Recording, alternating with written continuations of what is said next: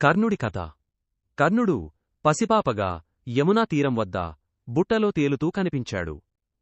ఆ బాలుడిని రథసారథి అధిరథుడు అతని భార్య రాధ తమ సొంత కుమారుడిలా పెంచుకున్నారు. తరువాత యుద్ధ విద్య కోసం కర్ణుడు పరశురాముని ఆశ్రయించాడు. నేను క్షత్రియులకు విద్య నేర్పను అన్న పరశురామునికి కర్ణుడు, నేను సూతపుత్రుడను అని చెప్పాడు. అతని మాట నమ్మి పరశురాముడు శిష్యుడిగా స్వీకరించి తన వద్ద ఉన్న అన్ని అస్త్రశస్త్ర విద్యలను నేర్పాడు.